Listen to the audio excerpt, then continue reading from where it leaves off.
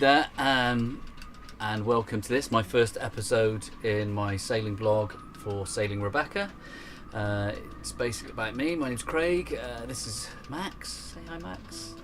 And these videos are just basically talking about how I bought my boat and the sailing that I'm doing. The plan is to eventually get away on the boat. We are in Devon at the moment, in South Devon, and I've bought the boat. But on the next clips, we're going to go back to 2015 and just show you the first time I went and looked at this boat, and some of the decisions that I had to make and some of the things that went along, and hopefully over the next few episodes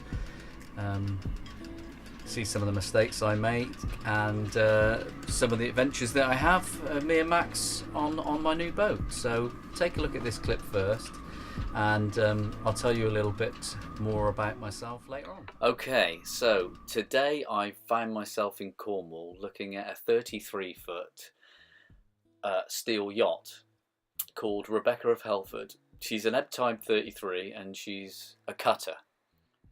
She was designed by Alan Pape.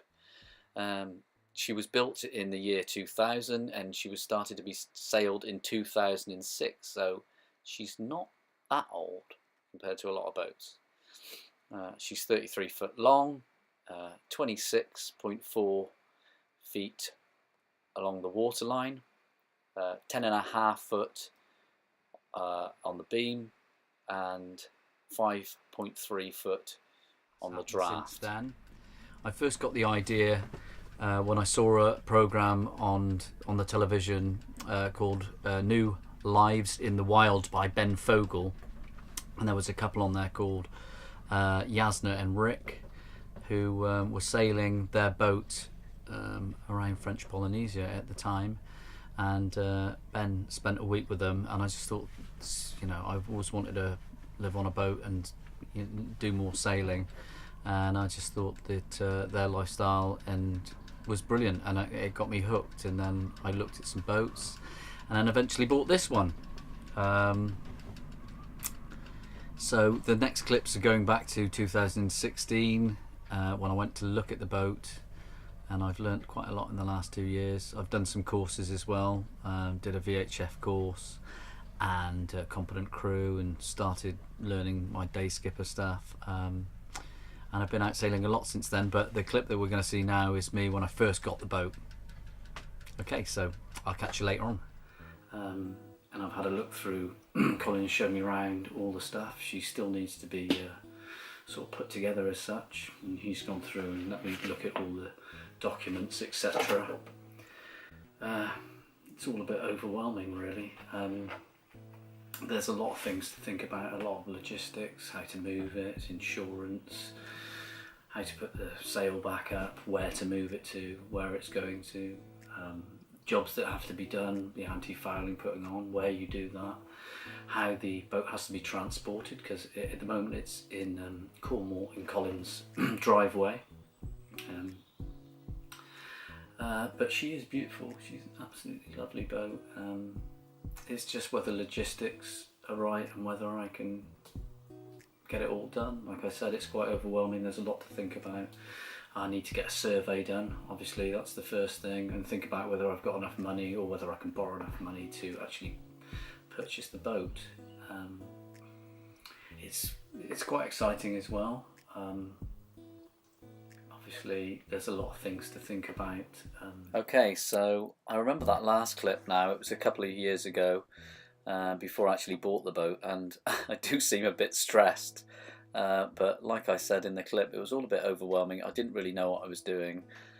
There was this boat that I was looking at, and I had to work out how to, get it out of Colin's garden. Luckily, Colin was very helpful with everything, really. He was very patient with me. I had so many questions that, I asked, how did he get it in? How did, he do this? Where did he moor it? And I didn't really know what I was doing at all. And the boat here, you can see the headlining still hasn't been done, and I haven't completely finished that yet myself, but Apart from that, she was in pretty good condition. It was just literally cosmetics that I needed to do, and I'm still doing that now slowly. I have made some improvements, which I'll go through over the next couple of videos or whatever. But like I said, pretty overwhelming. But I got there in the end and bought the boat. So that was the boat that I looked at, and that is the boat that I now own. But before I bought the boat, I thought it might be an idea to do some training. So here's a clip of me on my first night on Easy Tiger doing my competent crew course.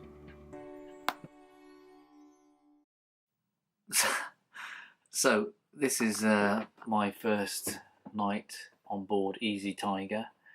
I think she's about 37 foot, but she's pretty nice. Just having a glass of wine. So cheers.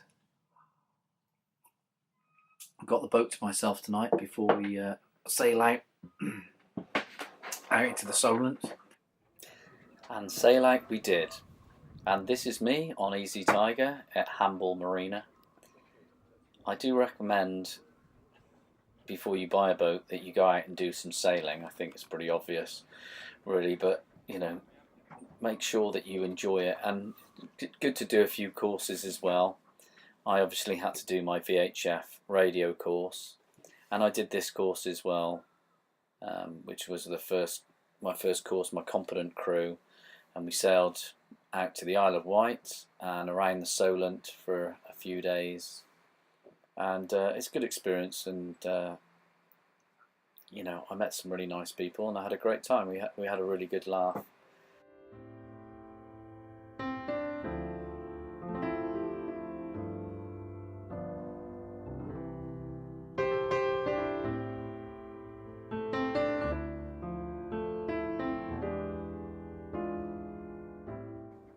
Well, that's all for now. So thanks very much for watching my first episode of Sailing Rebecca.